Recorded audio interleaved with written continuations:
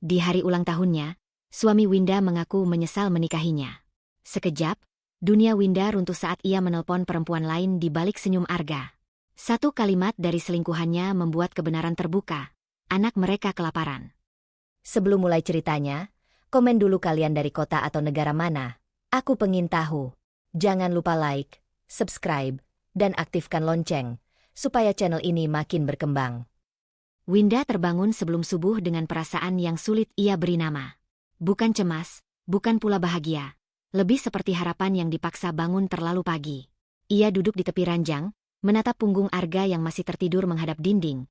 Napasnya teratur, seolah dunia tidak menuntut apapun darinya hari ini. Hari ulang tahun suaminya. Hari yang seharusnya sederhana, tapi bagi Winda selalu terasa seperti ujian sunyi. Apakah ia masih berarti? Ia bangkit perlahan, melangkah ke dapur tanpa suara. Di meja kecil, daftar belanja yang ia tulis semalam terlipat rapi.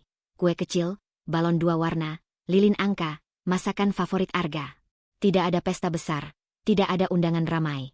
Winda tahu Arga tidak menyukai keramaian, atau setidaknya, tidak menyukainya jika bersama Winda. Ia memilih sederhana, berharap kesederhanaan itu dibaca sebagai perhatian, bukan kekurangan. Sambil memotong bawang, ingatan Winda berputar pada kalimat-kalimat kecil yang sering Arga ucapkan belakangan ini. Kamu nggak usah ribet. Nanti aja. Capek. Tidak ada bentakan, tidak ada pertengkaran besar. Hanya jarak yang tumbuh pelan, seperti retakan halus di dinding rumah yang lama-lama melebar. Winda menahan napas, mengingatkan diri bahwa hari ini berbeda. Hari ini ulang tahun Arga. Hari ini, ia ingin menjadi istri yang cukup. Arga akhirnya keluar kamar saat matahari naik setinggi jendela. Kemejanya sudah rapi, wajahnya bersih, senyumnya muncul saat melihat Winda. Senyum yang sama seperti yang selalu ia lihat, tapi kini terasa tipis, seperti lapisan kaca. Pagi, katanya singkat. Pagi. Aku bikin sarapan, jawab Winda, berusaha menyelaraskan nada suaranya dengan ringan. Arga duduk, membuka ponsel, menanggapi beberapa pesan sebelum menyentuh makanan. Nanti malam jadi, kan? Tanyanya tanpa menatap. Jadi. Sederhana aja, kata Winda cepat, seolah meminta maaf lebih dulu. Arga mengangguk. Ya, jangan ribet. Kalimat itu menancap. Winda tersenyum kecil, menyembunyikan perih yang muncul tanpa izin. Ia mengangguk balik, lalu berdiri untuk mengambil minum. Di punggungnya, ia merasakan sesuatu yang dingin, kesadaran bahwa harapannya hari ini mungkin hanya sepihak. Menjelang siang, Bu Ratna datang tanpa memberi kabar. Kunci cadangan berbunyi di pintu, langkahnya tegas, membawa aroma parfum yang tajam. Winda, sapaannya datar. Mata Bu Ratna langsung menyapu ruang tamu yang sedang dihias Winda dengan balon sederhana. Iya, Bu, jawab Winda, menahan gugup. Bu Ratna menatap hiasan itu sejenak, lalu menghela napas pendek. Ulang tahun Arga kok begini saja? Kamu tahu kan, anak saya itu terbiasa dengan yang pantas. Winda merasakan panas di tengkuknya. Arga bilang sederhana saja, Bu. Bu Ratna tersenyum kecil, senyum yang tidak pernah benar-benar hangat. Kamu selalu pakai alasan Arga. Padahal, ya, kamu itu terlalu biasa untuknya. Kalimat itu jatuh pelan, nyaris santai, tapi menghantam tepat di dada Winda. Arga muncul dari belakang, mendengar sisa kalimat itu. Sudah, Bu, katanya ringan. Tidak membela, tidak menegur. Hanya menghentikan percakapan seperti menutup jendela agar angin tidak masuk. Winda menunduk, jari-jarinya gemetar saat merapikan pita. Ia merasa seperti benda yang sedang dinilai, cukup atau tidak cukup, tanpa hak bicara. Di dalam kepalanya, suara lama berbisik. Mungkin benar, mungkin ia memang terlalu biasa. Sore hari, Winda pergi membeli kue sendiri. Di toko, ia memilih ukuran kecil, rasa favorit Arga. Saat kasir bertanya apakah ingin tulisan khusus, Winda terdiam. Untuk suami, katanya akhirnya. Tidak ada kalimat romantis. Ia takut berlebihan. Di perjalanan pulang, hujan turun tiba-tiba. Winda berhenti sebentar di bawah atap toko, memeluk kotak kue agar tidak basah. Di antara bunyi hujan, ponselnya bergetar. Pesan dari Arga, aku lembur sedikit. Jangan nunggu. Jangan nunggu. 2 kata yang terasa seperti perintah untuk tidak berharap. Winda menelan ludah, mengetik balasan singkat, iya. Ia tidak menambahkan apapun. Tidak bertanya, tidak meminta. Malam tiba dengan lampu-lampu kecil yang Winda pasang sendiri. Ia duduk di ruang tamu, kue di meja, lilin belum dinyalakan. Arga akhirnya pulang, wajahnya lelah, senyumnya kembali muncul. Maaf ya, katanya sambil meletakkan tas. Tidak apa-apa, jawab Winda cepat. Arga melihat hiasan itu sekilas. Oh, ya. Tidak ada decak kagum, tidak ada pelukan. Ia mencuci tangan, lalu duduk. Winda menyalakan lilin, tangannya sedikit bergetar.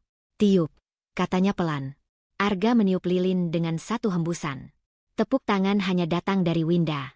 Bu Ratna sudah pulang sejak sore, meninggalkan kesan dingin yang belum mencair. Saat memotong kue, Winda memberanikan diri.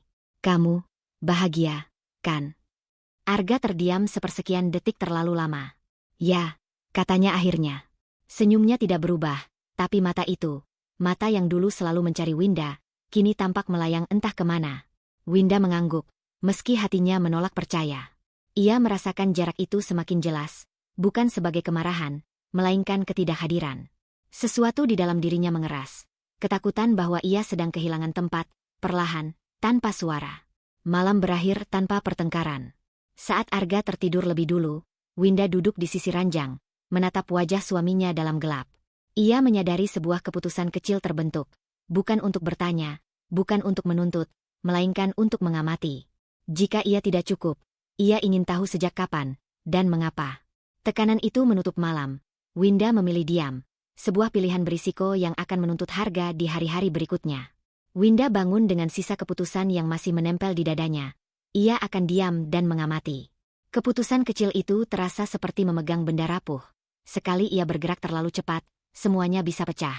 Di sampingnya, Arga sudah tidak ada. Spray di sisi kiri dingin, bantalnya rapi, tanda ia pergi tanpa menunggu Winda terjaga. Winda duduk beberapa saat, mencoba membaca makna dari kerapian itu. Dulu, Arga selalu berisik saat bersiap, sengaja agar Winda bangun. Kini, keheningan menjadi kebiasaannya. Di dapur, Winda mendapati secangkir kopi yang belum tersentuh. Ia menuangkannya ke wastafel, entah untuk siapa kopi itu diseduh. Ponselnya bergetar. Pesan singkat dari Arga, rapat seharian. Jangan tunggu makan malam. Tidak ada sapaan, tidak ada penjelasan. Winda mengetik baik, lalu menghapusnya, mengganti dengan iya. Ia belajar memilih kata yang tidak mengundang respons lanjutan. Hari berjalan dengan ritme baru yang terasa janggal. Winda membersihkan rumah lebih teliti dari biasanya, seolah kerapian bisa mengusir pikiran yang berisik. Setiap benda yang ia sentuh mengingatkannya pada jarak yang belum ia pahami. Ketika siang bergeser ke sore, ia menunggu tanpa benar-benar menunggu, menunda harapan agar tidak kecewa. Arga pulang malam itu dengan wajah tegang. Tasnya dilempar ke kursi, sepatu tidak disusun rapi. Kenapa lampunya begini? Tanyanya sambil menunjuk ruang tamu. Winda terkejut. Aku pikir. Kamu selalu pikir begitu, potong Arga, suaranya meninggi sedikit. Aku capek. Jangan bikin ribet. Kalimat itu berbeda dari sebelumnya. Bukan hanya permintaan, tapi tuduhan. Winda merasakan dadanya mengencang. Maaf, katanya refleks, padahal ia tidak tahu kesalahannya apa. Arga menghela napas panjang, seperti orang yang menahan sesuatu agar tidak meledak, lalu masuk kamar mandi tanpa menoleh. Winda berdiri di tengah ruang tamu, lampu yang dituding tadi kini terasa menyilaukan. Ia mematikan satu persatu, bergerak perlahan, seperti takut membuat kesalahan baru. Di dalam kepalanya, suara Bu Ratna terulang, terlalu biasa. Mungkin benar, pikirnya. Mungkin kebiasaannya tidak lagi cocok dengan hidup Arga yang semakin sempit ruang sabarnya. Hari-hari berikutnya mengukuhkan pola itu. Arga semakin sering sibuk, pulang larut, dan mudah tersinggung. Hal-hal kecil menjadi alasan. Suara sendok, pertanyaan sederhana, bahkan diam Winda yang dianggap menekan. Kamu kenapa sih, kok jadi aneh? Tanya Arga suatu malam, padahal Winda hanya sedang menata piring. Aku nggak apa-apa, jawab Winda pelan. Ya itu. Kamu bikin suasana nggak enak, kata Arga, lalu menutup pintu kamar dengan bunyi yang lebih keras dari perlu. Winda menahan napas, menahan air mata yang datang tanpa undangan. Ia mulai menyusun daftar tak tertulis tentang apa saja yang harus ia perbaiki. Bicara lebih sedikit, bergerak lebih cepat, bertanya lebih jarang. Ia percaya, jika ia cukup berubah, ketidaknyamanan Arga akan hilang. Di kantor, perubahan itu tidak luput dari Rina. Mereka duduk berdampingan di pantry saat jam istirahat. Cangkir teh mengepul di antara mereka. Kamu kelihatan capek, kata Rina. Nadanya tidak menghakimi, hanya mengamati. Biasa, jawab Winda cepat. Rina menatapnya lebih lama. Kamu jadi sering minta maaf. Bahkan untuk hal yang bukan salah kamu. Winda tersenyum kecil, senyum yang tidak sampai ke mata. Aku cuma pengin semuanya baik-baik aja. Dengan menyalahkan diri sendiri. Rina menghela napas. Win, ini bukan kamu. Kalimat itu membuat Winda terdiam. Ada kelegaan singkat, dilihat, dipahami, lalu ketakutan. Jika ia mengakui perubahan ini, ia harus mengakui penyebabnya. Dan penyebab itu mengarah ke tempat yang belum siap ia datangi. Aku cuma lagi sensitif, kata Winda akhirnya, menutup pembicaraan. Rina tidak memaksa, tapi tatapannya menyimpan kekhawatiran yang tidak bisa disembunyikan. Sore itu, Winda pulang lebih awal. Ia menemukan Arga di ruang tamu, ponsel di tangan, wajahnya serius. Ketika Winda masuk, Arga langsung mengunci layar. Gerakan kecil itu terasa besar. Jantung Winda berdetak lebih cepat. Ia ingin bertanya, ingin tertawa dan mengatakan ia berlebihan. Tapi keputusan kecil yang ia buat sebelumnya, diam dan mengamati, menahannya. Makan? Tanya Winda, berusaha normal. Nanti, jawab Arga singkat. Aku ada urusan. Winda mengangguk, lalu masuk dapur. Tangan kirinya bergetar saat membuka kulkas. Ia menyadari sesuatu yang baru. Curiga mulai tumbuh, bukan sebagai tuduhan, tapi sebagai pertanyaan yang menuntut jawaban. Namun ketakutan lebih kuat. Kebenaran, apapun bentuknya, bisa menghancurkan keseimbangan rapuh yang masih ia jaga. Malam itu, saat Arga tertidur dengan ponsel di bawah bantal, Winda duduk di tepi ranjang. Ia menatap layar yang gelap, jarak beberapa senti dari jarinya. Ia tahu, satu gerakan kecil bisa mengubah segalanya. Ia juga tahu, jika ia belum siap, rasa sakitnya akan berlipat. Winda menarik tangannya kembali. Ia memilih menunda. Tekanan batin itu menutup malam dengan pilihan berisiko. Menahan curiga, berharap ketidaknyamanan ini hanya sementara. Meski jauh di dalam hati, ia mulai merasakan bahwa menunggu bisa sama berbahayanya dengan bertanya. Keputusan untuk menunda pertanyaan tidak membuat hidup Winda lebih tenang. Justru sebaliknya, hari-hari berikutnya terasa seperti berjalan di lantai yang perlahan runtuh, tetapi ia berpura-pura tidak mendengar bunyinya. Pagi itu, Winda bangun lebih cepat dari biasanya, bukan karena semangat, melainkan karena tidur tidak lagi memberi istirahat. Di sampingnya, Arga kembali tidak ada. Bantalnya sudah dirapikan, lemari terbuka sedikit, tanda ia pergi terburu-buru. Winda berdiri di depan cermin kamar mandi, menatap wajahnya sendiri. Ada bayangan gelap di bawah mata, kulitnya terlihat lebih pucat. Ia merapikan rambut, seolah kerapian luar bisa menutup kekacauan dalam. Di kepalanya, kalimat Arga dari beberapa hari lalu terus berulang. Kamu bikin suasana nggak enak. Kalimat itu menempel, mengubah cara Winda memandang dirinya sendiri. Malamnya, jarak yang selama ini hanya terasa akhirnya berubah menjadi kata-kata. Mereka duduk berhadapan di ruang makan, piring hampir tak tersentuh. Winda memberanikan diri memecah diam. Kamu kenapa? Gak? Aku ngerasa, kita jauh. Arga meletakkan sendoknya, menghela napas berat. Wajahnya menunjukkan kelelahan yang bukan hanya fisik. Aku capek, katanya. Capek pura-pura semuanya baik-baik aja. Jantung Winda berdegup keras. Pura-pura. Iya, Arga menatapnya lurus, tanpa amarah, justru itu yang lebih menyakitkan. Mungkin dari awal kita salah. Pernikahan ini, salah sejak awal. Kalimat itu jatuh seperti benda berat di dada Winda. Untuk sesaat, ia kehilangan suara. Ruangan terasa menyempit, udara seperti menipis. Kamu bilang apa? Tanyanya pelan, berharap ia salah dengar. Arga menyandarkan punggung ke kursi. Kita beda. Dari dulu aku tahu, tapi aku nekat. Sekarang rasanya, ya begini. Tidak ada teriakan, tidak ada tangis. Hanya kejujuran dingin yang memotong perlahan. Winda merasakan sesuatu runtuh, bukan hanya harapan, tetapi fondasi yang selama ini ia injak. Namun di balik rasa hancur itu, ada dorongan lain yang muncul, harga diri. Ia menegakkan punggungnya, menahan gemetar di tangan. Kalau menurutmu salah, katanya dengan suara yang nyaris stabil, kenapa kamu bertahan sampai sekarang? Arga terdiam sejenak. Karena nggak segampang itu pergi, jawabnya akhirnya. Dan karena, ya sudahlah. Sudahlah. Kata itu menutup percakapan, menutup kemungkinan penjelasan lebih jauh. Arga berdiri, meninggalkan meja, meninggalkan Winda dengan kalimat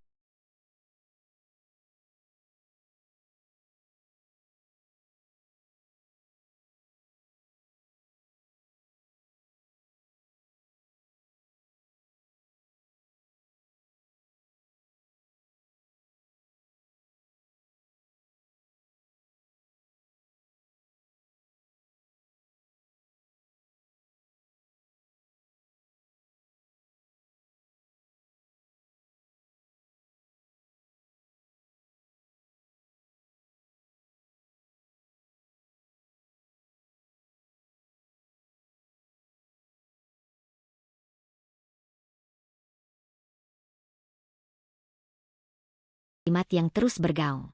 Salah sejak awal. Winda duduk lama setelah Arga pergi ke kamar, menatap piring yang dingin. Air matanya akhirnya jatuh, tapi cepat ia seka. Ia tidak ingin menangis keras-keras. Menangis terasa seperti mengakui kekalahan. Malam itu, Winda memilih tidur menghadap jendela. Ia memeluk diri sendiri, mencoba mengingat alasan ia bertahan. Harga diri sebagai istri, itu yang ia pegang. Jika ia runtuh sekarang, jika ia mengakui kegagalan ini, apa yang tersisa darinya? Hari-hari berikutnya, Winda menenggelamkan diri dalam pekerjaan. Ia datang lebih pagi, pulang lebih malam. Di kantor, lampu mejanya sering masih menyala ketika yang lain bersiap pulang. Tumpukan berkas menjadi pelarian yang aman. Di sana, tidak ada pertanyaan tentang cinta atau kesalahan awal. Hanya tugas yang bisa diselesaikan jika ia cukup fokus. Dimas memperhatikan itu dari kejauhan. Sebagai rekan kerja yang sering satu tim dengan Winda, ia mengenalnya cukup lama untuk tahu perubahan ini bukan sekadar ambisi. "Kamu nggak capek?" tanyanya suatu sore, berdiri di samping meja Winda yang masih penuh dokumen. "Sedikit," jawab Winda sambil terus mengetik. "Ini sudah lewat jam kerja," kata Dimas, nadanya netral, tidak menggurui. "Kamu bisa lanjut besok." Winda berhenti mengetik. Ia tersenyum tipis. Di rumah juga sama saja. Kalimat itu meluncur begitu saja, jujur tanpa ia rencanakan. Dimas terdiam, menangkap makna di baliknya. "Kalau kamu mau, kita bisa bahas laporan ini bareng besok pagi," katanya akhirnya. "Sekarang pulanglah." Winda mengangguk, tapi tidak langsung bergerak. Setelah Dimas pergi, ia duduk sendirian, merasakan kelelahan yang baru ia sadari. Bekerja berlebihan memang menghindarkannya dari rumah, tapi tidak menghilangkan rasa sakit. Hanya menundanya. Di rumah, suasana semakin asing. Arga jarang berbicara kecuali perlu. Tidak ada lagi pertanyaan sederhana seperti, "Sudah makan?" atau "Capek?" Winda menjalani perannya dengan tenang, memasak, membersihkan, menjaga rutinitas seolah semuanya normal. Di dalam, ia menahan rasa hancur agar tidak terlihat. Suatu malam, Winda berdiri di depan lemari, memandang gaun yang dulu sering ia pakai saat awal menikah. Ia menyentuh kainnya, mengingat perempuan yang pernah percaya bahwa cinta cukup untuk membuat segalanya berjalan. Ia bukan ingin kembali ke masa itu, tapi ingin memastikan satu hal. Ia tidak akan menjadi perempuan yang ditinggalkan tanpa martabat. Ketika Arga masuk kamar, Winda sudah berbaring. Mereka tidur membelakangi, jarak di antara mereka terasa lebih lebar dari ranjang itu sendiri. Di kegelapan, Winda membuat keputusan kecil yang berisiko. Ia akan bertahan, bukan karena Arga, tetapi karena ia menolak pergi sebagai pihak yang dianggap gagal. Ia akan berdiri, meski di atas luka. Tekanan itu menutup malam. Harga diri menjadi satu-satunya pegangan. Meski Winda belum tahu berapa lama ia sanggup menggenggamnya tanpa hancur. Harga diri yang Winda genggam sejak malam itu tidak memberinya ketenangan. Justru sebaliknya, ia terasa seperti beban yang harus dijaga dengan kewaspadaan penuh. Setiap langkahnya kini diiringi ketakutan untuk terlihat lemah. Pagi itu, ia berangkat kerja dengan kepala berat, tubuhnya terasa ada, tetapi pikirannya tertinggal di rumah, di kalimat Arga yang menyebut pernikahan mereka salah sejak awal. Ia menelan napas panjang sebelum memasuki gedung kantor, seolah menyiapkan diri untuk peran lain yang juga menuntutnya tetap utuh. Tekanan itu menyambutnya tanpa basa-basi. Pak Surya memanggil Winda ke ruangannya sebelum ia sempat duduk. "Laporan proyek ini belum sesuai," kata atasan itu sambil menunjuk berkas di mejanya. Nada suaranya datar, tetapi sorot matanya tajam. "Deadline kita makin dekat. Saya butuh kamu fokus penuh." "Iya, Pak," jawab Winda cepat. "Bukan sekadar iya," lanjut Pak Surya. "Saya tahu kamu biasanya rapi. Jangan sampai urusan pribadi mengganggu pekerjaan." Kalimat itu menusuk karena tepat. Winda mengangguk, menerima berkas tambahan tanpa membela diri. Saat keluar ruangan, bahunya terasa lebih berat. Ia ingin berkata bahwa ia sudah memberikan lebih dari yang ia punya, tapi ia menahan. Di kantor, ia tidak boleh runtuh. Pekerjaan menjadi satu-satunya tempat ia masih merasa berguna. Seharian itu, Winda bekerja tanpa henti. Angka-angka dan grafik berputar di layar. Matanya perih, kepalanya berdenyut. Setiap koreksi dari Pak Surya terasa seperti pengingat bahwa ia harus lebih kuat. Tidak ada ruang untuk lelah. Menjelang sore, Rina menghampirinya, membawa 2 cangkir kopi. "Kamu belum makan?" tanya Rina pelan. "Nanti," jawab Winda, tanpa menoleh. Rina meletakkan kopi di meja Winda, tidak langsung pergi. "Ini sudah ketiga kalinya minggu ini kamu bilang nanti." Winda akhirnya menatapnya. Ada keinginan untuk tersenyum, tapi wajahnya terlalu lelah. "Aku baik-baik saja." Rina menghela napas. "Kamu nggak harus selalu baik-baik saja, Win." Kalimat itu mengusik, tapi Winda menghindar dengan kembali ke layar. Rina tidak memaksa, hanya menepuk ringan meja sebelum pergi. Sentuhan singkat itu meninggalkan rasa hangat yang bertolak belakang dengan dingin yang Winda bawa dari rumah. Malamnya, Winda pulang lebih lambat dari biasanya. Lampu rumah menyala terang. Arga sudah ada di ruang tamu, duduk sambil menatap televisi tanpa benar-benar menonton. Winda meletakkan tasnya, bahunya terasa jatuh. "Aku pulang," katanya pelan. Arga menoleh, mengamati Winda dari ujung rambut sampai ujung kaki. "Kamu kenapa sih akhir-akhir ini?" tanyanya. Nadanya jengkel. "Pulang malam, mukanya capek terus." "Aku lagi banyak kerjaan," jawab Winda. "Kamu jadi nggak menyenangkan," kata Arga, tanpa ragu. "Dulu kamu bisa diajak ngobrol, sekarang isinya cuma keluhan dan muka lelah." Kalimat itu terasa seperti tamparan. Winda menahan napas. "Aku nggak mengeluh." "Justru itu." Arga berdiri. "Kamu dingin." "Aku pulang, rasanya rumah ini kosong." Winda ingin tertawa getir. Kosong karena siapa? Tapi ia menelan pertanyaan itu. Harga diri yang ia jaga memintanya tetap tenang. "Aku capek, Ga," katanya jujur. "Aku juga manusia." Arga menghela napas keras. "Aku juga capek. Tapi aku nggak bawa itu ke rumah." Winda terdiam. Ia merasakan tuduhan itu menempel, membuatnya kembali menyalahkan diri. Mungkin benar, pikirnya. Mungkin ia terlalu membiarkan kelelahan terlihat. Mungkin ia memang tidak lagi menyenangkan. Arga masuk kamar, meninggalkan Winda berdiri dengan perasaan bersalah yang tumbuh liar. Malam itu, Winda duduk lama di dapur, memandangi meja kosong. Ia mencoba mengingat kapan terakhir kali ia tertawa lepas di rumah ini. Jawabannya membuat dadanya sesak. Ia tidur larut, pikirannya dipenuhi daftar hal yang harus ia perbaiki tentang dirinya. Keesokan harinya, tekanan dari Pak Surya kembali datang. Revisi tambahan, tenggat yang dipercepat. Winda merasakan kepalanya seperti diperas. Di sela-sela itu, Rina kembali menghampiri, kali ini dengan ekspresi lebih serius. "Win, ikut aku makan siang." "Aku nggak bisa," jawab Winda otomatis. "Bisa," kata Rina tegas. 15 menit. "Kalau kamu jatuh sakit, pekerjaan ini nggak akan selesai juga." Mereka duduk di warung kecil dekat kantor. Winda memandangi nasi di depannya tanpa selera. Rina menatapnya, tidak terburu-buru bicara. "Kamu menyalahkan diri untuk semua hal yang bukan sepenuhnya salah kamu," kata Rina akhirnya. "Capek kerja, capek di rumah. Lalu kamu bilang itu karena kamu kurang." Winda menunduk. "Kalau bukan aku, siapa?" "Kadang memang bukan soal siapa," jawab Rina lembut. "Tapi kamu terus memikul semuanya sendirian."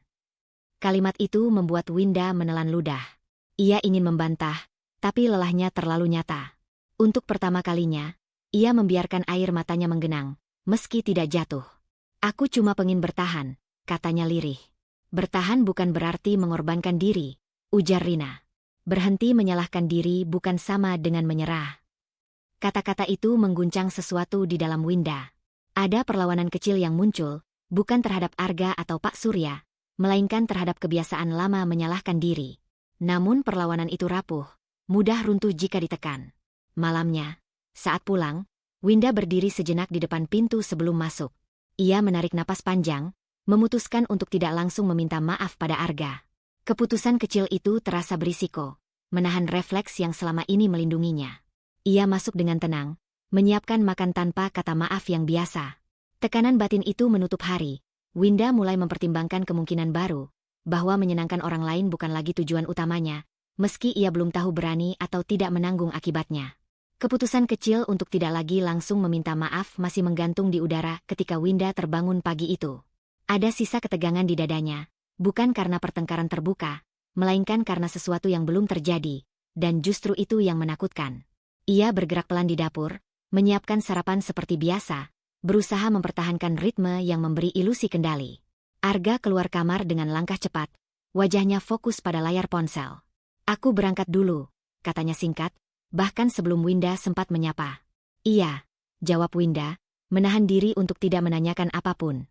Ia memperhatikan bagaimana Arga menggenggam ponselnya sedikit lebih erat dari biasanya, seolah benda itu bisa direbut. Pintu tertutup, menyisakan rumah yang kembali sunyi. Hari berjalan biasa di kantor, setidaknya di permukaan. Winda menyelesaikan tugas-tugasnya dengan ketelitian yang hampir berlebihan. Di sela-sela angka dan catatan, pikirannya melayang pada keputusan semalam, tidak meminta maaf.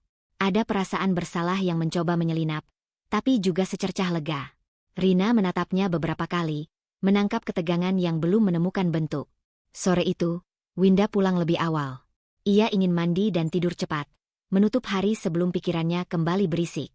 Saat ia membuka pintu, Arga sudah di rumah. Ia duduk di sofa, ponsel di tangan, wajahnya serius. Winda melepas sepatu, melangkah pelan agar tidak mengganggu. Di saat yang sama, ponsel Arga bergetar. Layar menyala terang sebelum ia sempat menguncinya. 1 detik. Hanya 1 detik. Tapi cukup bagi Winda untuk melihat notifikasi itu. Nama yang tidak ia kenal, dengan pesan singkat yang terpotong. "Jangan lupa nanti." Arga langsung memiringkan layar, tangannya refleks menutup ponsel. Gerakan itu terlalu cepat, terlalu terlatih. Jantung Winda berdegup kencang. Ia berdiri kaku, pikiran berlomba menafsirkan makna dari potongan kecil yang baru saja ia lihat. "Kamu kenapa berdiri di situ?" tanya Arga. Nada suaranya berubah defensif. "Tidak," jawab Winda cepat. "Aku cuma..." "Kamu ngintip." Arga menyela, matanya menyempit. Pertanyaan itu membalikan posisi mereka. Winda terkejut. "Aku nggak ngintip." Layarnya nyala. Arga berdiri, menyimpan ponsel ke saku celana.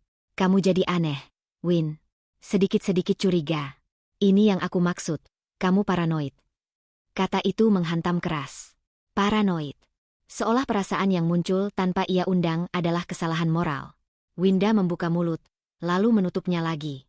Ia ingin menjelaskan, ingin bertanya siapa pengirim pesan itu, tapi nada Arga menekan, tidak memberi ruang.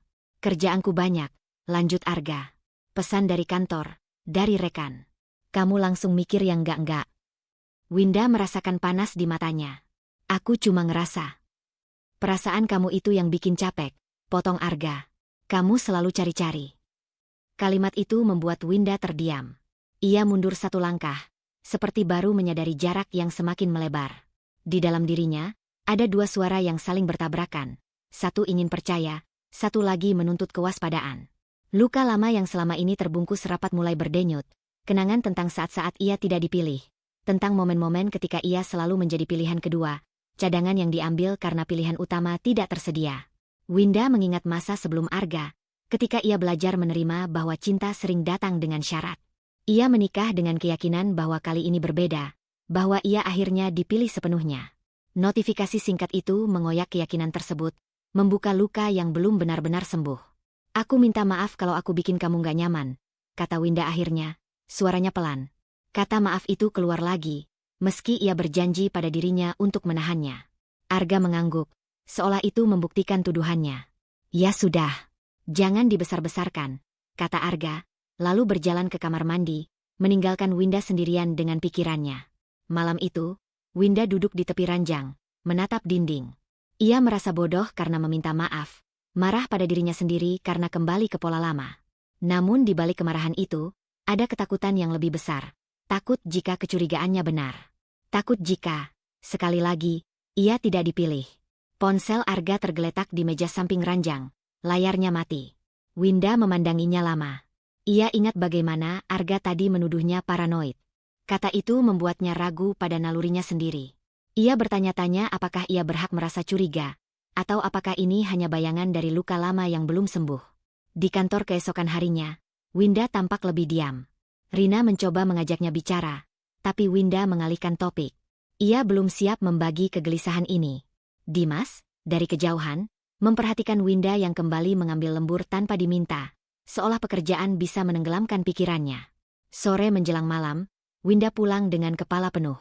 Arga belum ada. Rumah terasa kosong. Tapi kali ini sunyi itu berbeda, lebih berat. Ia duduk di sofa tempat Arga tadi duduk, membayangkan posisi mereka yang berbalik. Ia menyadari sesuatu yang menakutkan.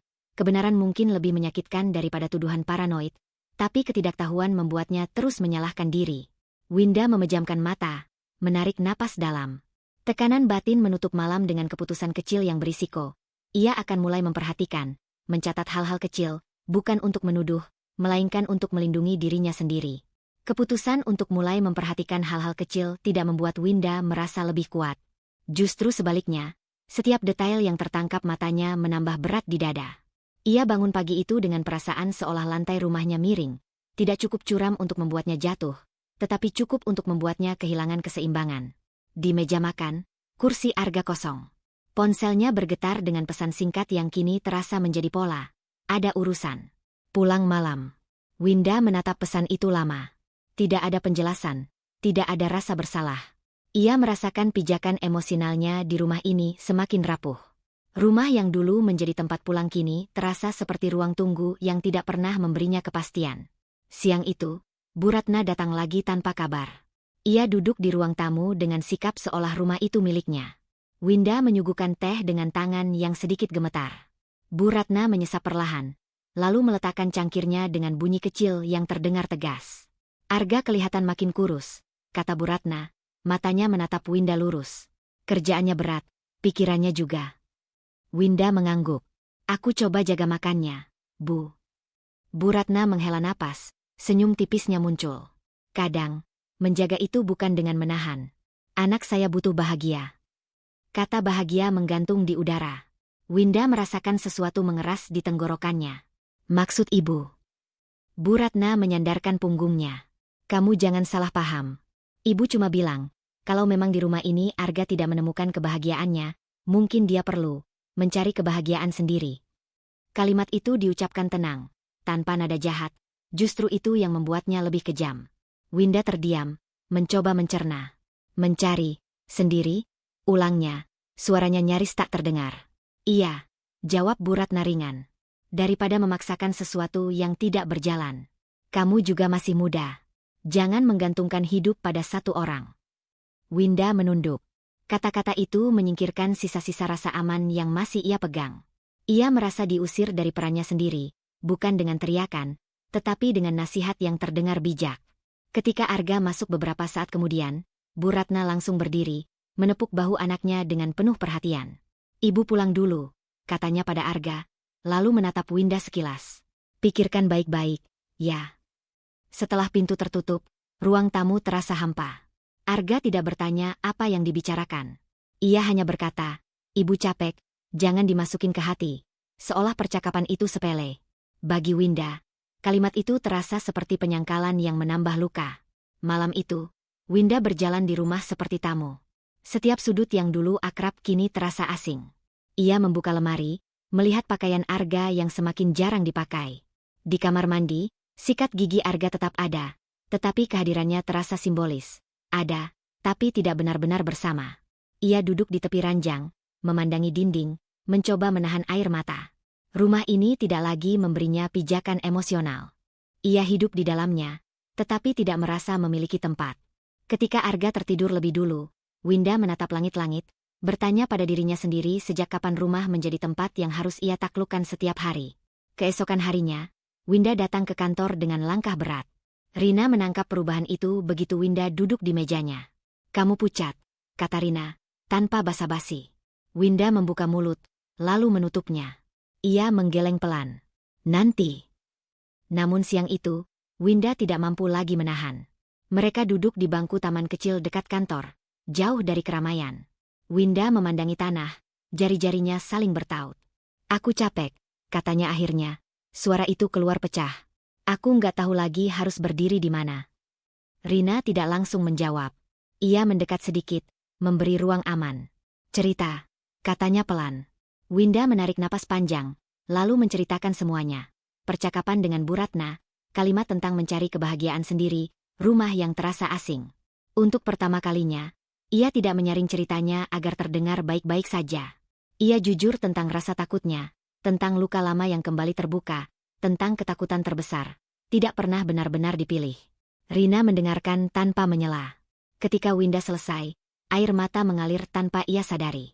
Rina menyodorkan tisu, matanya penuh empati. Kamu berhak merasa seperti ini, kata Rina tegas. Dan kamu berhak punya tempat yang aman. Aku nggak punya, bisik Winda. Kamu punya, jawab Rina. Di sini. Sama aku. Untuk sekarang. Kalimat itu membuat dada Winda bergetar. Ada kelegaan kecil yang muncul, bukan solusi, tetapi jeda. Rina menjadi satu-satunya tempat di mana Winda tidak perlu berpura-pura kuat atau menyenangkan. Ia bisa jujur tanpa takut disalahkan. Malamnya, Winda pulang dengan perasaan campur aduk. Di rumah, Arga belum ada. Ia duduk di ruang tamu, menatap pintu, menyadari bahwa ia tidak lagi menunggu dengan harapan, hanya dengan kebiasaan. Percakapan Bu Ratna kembali terngiang, disusul kata-kata Rina yang memberinya sedikit pijakan. Tekanan batin menutup hari dengan keputusan kecil yang berisiko. Winda mulai mempertimbangkan kemungkinan bahwa rumah ini mungkin bukan lagi tempatnya berpijak, dan pikiran itu, meski menakutkan, tidak lagi terasa mustahil. Pikiran bahwa rumah ini mungkin bukan lagi tempat berpijak tidak pergi begitu saja keesokan paginya. Ia menetap di dada Winda seperti batu kecil yang tak bisa ia keluarkan, tapi cukup berat untuk mengganggu napas. Winda bangun dengan perasaan waspada yang baru, bukan curiga yang meledak-ledak, melainkan kewaspadaan dingin. Ia tidak lagi berharap. Ia mengamati. Arga pulang larut malam itu, hampir subuh. Winda terbangun oleh bunyi kunci yang berputar pelan. Ia pura-pura tidur, menahan napas saat Arga masuk kamar. Dari celah matanya, Winda melihat Arga meletakkan ponsel di meja dengan hati-hati, seperti menyimpan sesuatu yang berharga. Ia menunggu hingga napas Arga kembali teratur sebelum berbalik, membelakangi. Pagi datang dengan sunyi yang menekan. Arga bangun lebih dulu, bersiap cepat. Saat ia ke kamar mandi, ponselnya tertinggal di meja. Winda duduk di ranjang, menatap benda itu. Jantungnya berdegup keras, bukan karena ingin menggeledah, tetapi karena sesuatu di dalam dirinya tahu. Ia sudah terlalu dekat dengan batas yang selama ini ia jaga. Ia berdiri untuk merapikan tempat tidur. Berusaha terlihat seperti melakukan hal biasa. Saat menarik selimut, sebuah kertas kecil jatuh ke lantai. Winda membungkuk, mengambilnya. Struk parkir. Tanggalnya kemarin malam. Lokasinya jauh dari kantor Arga. Sebuah kafe kecil di sudut kota yang Winda tahu tidak pernah mereka datangi bersama. Tangannya gemetar. Ini bukan pesan, bukan nama. Hanya benda kecil yang seharusnya tidak berarti apa-apa. Tapi di tangan Winda, struk itu berubah menjadi bukti yang berbicara pelan namun tegas. Arga tidak pulang dari kantor. Ia pergi ke tempat lain. Winda berdiri lama di tengah kamar, menatap kertas itu. Ia tidak tahu siapa perempuan itu, tidak tahu apa yang terjadi di kafe itu. Dampaknya belum jelas, tetapi rasa perihnya sudah terasa. Ia merasakan bagian dalam dirinya mengeras, bukan marah, melainkan kewaspadaan yang bercampur kecewa. Arga keluar dari kamar mandi, rambutnya masih basah. Aku berangkat, katanya singkat. Winda memegang struk itu, menimbang apakah ia akan bertanya sekarang atau menunggu. Keputusan kecil itu terasa seperti persimpangan. Ia memilih bertanya, suaranya pelan tapi jelas. Semalam kamu kemana? Arga berhenti sejenak, lalu melirik cepat. Kerja. Aku sudah bilang. Winda mengangkat struk itu. Ini dari kafe di daerah selatan. Jam 11 malam. Wajah Arga berubah. Bukan panik, melainkan kesal. Kamu ngapain ngumpulin sampah? Itu jatuh di kamar, jawab Winda, berusaha tenang. Arga mendengus. Ya terus? Aku nggak boleh mampir minum kopi sama teman. Teman siapa? Tanya Winda. Pertanyaan itu keluar tanpa nada menuduh, lebih seperti permintaan kejelasan. Arga tertawa kecil, meremehkan. Kamu kenapa sih? Dari dulu aku bilang, kamu kebanyakan mikir. Sedikit-sedikit dramatis. Kata dramatis menusuk. Winda merasakan pipinya panas. Aku cuma pengin tahu. Kamu selalu pengin tahu, kata Arga, nada suaranya dingin. Capek. Aku nggak ngapa-ngapain. Tapi kamu bikin suasana seolah aku penjahat. Winda terdiam. Di kepalanya, suara Rina terngiang, berhenti menyalahkan diri. Namun kata-kata Arga membuatnya kembali ragu. Ia menurunkan tangan yang memegang struk itu. Kalau begitu, maaf, katanya pelan, meski hatinya menolak. Arga mengambil tasnya. Aku nggak punya waktu buat ini, katanya sebelum pergi, meninggalkan Winda dengan kertas kecil di tangan dan pertanyaan besar di kepala. Hari itu, Winda bekerja dengan pikiran terpecah. Struk itu ia simpan di dompet. Terasa berat setiap kali ia membuka dan menutupnya. Di kantor, ia menyelesaikan tugas-tugasnya dengan mekanis. Dimas memperhatikan Winda yang lebih diam dari biasanya, tapi tidak bertanya. Ia tahu kapan harus memberi ruang. Saat jam makan siang, Rina menghampiri. Kamu kelihatan seperti habis lari jauh, katanya pelan. Winda menggeleng. Aku baik-baik saja. Rina tidak langsung percaya. Kamu mau cerita? Winda ragu. Ia mengeluarkan struk itu dari dompet, meletakkannya di meja. Rina membacanya sekilas, lalu menatap Winda. Ini? Aku nggak tahu, jawab Winda jujur. Aku cuma tahu dia bohong. Rina tidak menghakimi, tidak menyimpulkan. Dan kamu tanya? Iya. Dia bilang aku paranoid. Rina menarik napas panjang. Perasaan kamu direndahkan. Winda mengangguk pelan. Aku mulai bertanya-tanya, buat apa aku bertahan? Pertanyaan itu mengejutkan Winda sendiri. Selama ini, ia bertahan demi harga diri, demi pernikahan yang ia jaga. Kini, makna bertahan itu mulai kabur. Apakah bertahan berarti mengabaikan intuisi? Apakah harga diri berarti menerima peremehan? Malamnya, Winda pulang lebih awal. Rumah sepi. Ia duduk di ruang tamu, memandangi pintu, menyadari bahwa ia tidak lagi menunggu Arga dengan rasa rindu. Yang ada hanya kebutuhan akan kejelasan. Struk itu ia letakkan di meja, bukan untuk dipamerkan, tetapi sebagai pengingat bahwa ia tidak berhalusinasi. Ketika Arga pulang, Winda tidak langsung menyapa. Ia menunggu hingga Arga duduk, lalu berkata pelan, aku nggak minta kamu jelasin semuanya. Aku cuma minta kamu jujur. Arga menatapnya singkat. Aku sudah jujur. Kamu yang susah percaya. Kalimat itu menutup percakapan sebelum sempat dimulai. Winda merasakan sesuatu runtuh perlahan, bukan harapan, tetapi ilusi bahwa kejujuran akan datang jika ia cukup sabar. Malam itu, Winda berdiri di depan cermin, menatap dirinya sendiri. Ia bertanya dalam hati, jika bertahan berarti terus meragukan diri sendiri, apa arti pernikahan ini? Tekanan batin menutup hari dengan keputusan kecil yang berisiko. Winda memutuskan untuk tidak lagi mengabaikan tanda-tanda, meski ia belum tahu kemana keberanian itu akan membawanya. Keputusan kecil yang Winda ambil malam itu, untuk tidak lagi mengabaikan tanda-tanda, tidak memberinya rasa lega. Justru sebaliknya. Pagi datang dengan kesunyian yang lebih tebal, seolah rumah itu ikut menahan napas. Winda bangun lebih awal, duduk di tepi ranjang, menatap punggung Arga yang masih terlelap. Ada jarak baru di antara mereka. Bukan jarak fisik, melainkan jarak batin yang tak lagi bisa ia jembatani dengan alasan. Ia bangun tanpa suara, menyiapkan sarapan seperti biasa. Rutinitas terasa asing, seperti peran yang ia mainkan tanpa benar-benar hadir. Ketika Arga akhirnya keluar kamar, ponselnya sudah di tangan. Ia tampak terburu-buru, matanya lebih sering menunduk ke layar daripada menatap Winda. Saat Winda menuangkan kopi, layar ponsel Arga menyala di atas meja. Sebuah panggilan masuk. Nama itu muncul jelas, meski hanya beberapa detik sebelum Arga membalikkan ponsel dengan cepat. Maya. Winda membeku. Tangannya berhenti di udara. Nama itu bukan nama rekan kerja yang pernah Arga sebut. Bukan keluarga. Bukan juga nama yang pernah singgah dalam percakapan mereka. Sebuah nama yang hadir tiba-tiba, tanpa konteks, tapi dengan getaran yang aneh. Arga tidak mengangkat telepon itu. Ia menekan tombol mati layar, memasukkan ponsel ke saku, lalu berdiri. Aku telat, katanya singkat. Winda menatapnya. Tadi, siapa yang telepon? Arga berhenti sebentar, lalu mengangkat bahu. Salah sambung. Jawaban itu terlalu cepat, terlalu ringan. Winda mengangguk pelan, memilih tidak mengejar. Ia ingat keputusannya semalam. Diam. Mengamati. Menyimpan.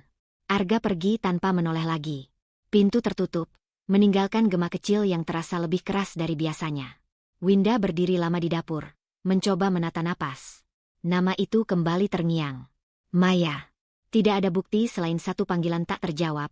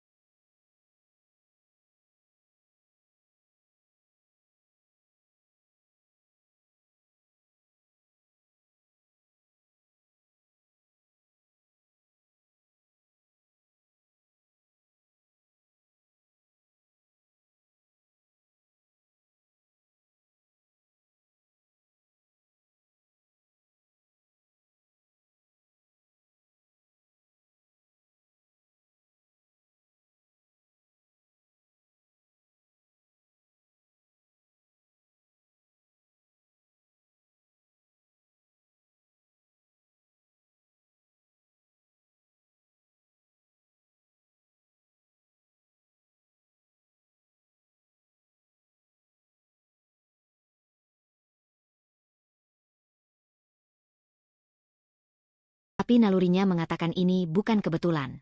Di kantor, Winda mencoba fokus, namun pikirannya tertinggal di rumah. Ia membaca laporan yang sama berulang kali tanpa benar-benar memahaminya. Jarinya berhenti di keyboard lebih sering dari biasanya. Getaran halus dari ponsel di tasnya membuatnya waspada, meski tidak ada pesan masuk. Dimas memperhatikan perubahan itu. Ia mendekat saat Winda menutup laptop dengan desahan pelan. "Kamu nggak seperti biasanya," katanya hati-hati. Winda tersenyum tipis.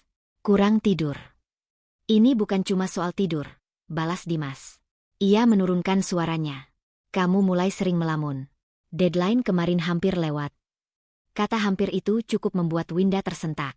Pekerjaan selalu menjadi pijakan terakhirnya. Tempat ia merasa utuh, kompeten.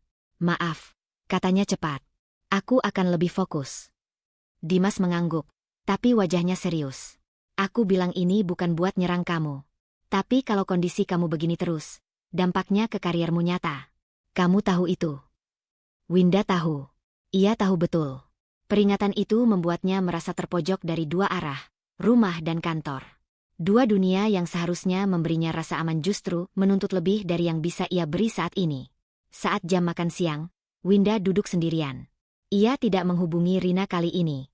Ada kelelahan baru yang membuatnya ingin menyimpan semuanya sendiri. Ia membuka tas, memastikan dompetnya masih menyimpan struk parkir itu. Ada dorongan untuk menambahkan sesuatu, bukti lain, apapun yang bisa menegaskan bahwa ia tidak mengada-ada. Sore harinya, ponsel Winda bergetar. Sebuah pesan dari nomor tak dikenal. Hanya satu baris. "Apakah Arga di rumah?" Jantung Winda berdegup kencang. Ia menatap layar lama, membaca ulang pesan itu. Nomor itu tidak tersimpan. Tidak ada nama. Namun ingatannya langsung melompat ke pagi tadi. "Maya." Winda tidak membalas. Ia mengunci layar, memasukkan ponsel ke tas. Pilihan diam itu terasa berat, tapi juga memberi kendali kecil yang selama ini hilang. Ia tidak ingin bereaksi tanpa arah. Ia ingin tahu lebih dulu. Malamnya, Arga pulang lebih larut dari biasanya. Winda berpura-pura sibuk di dapur.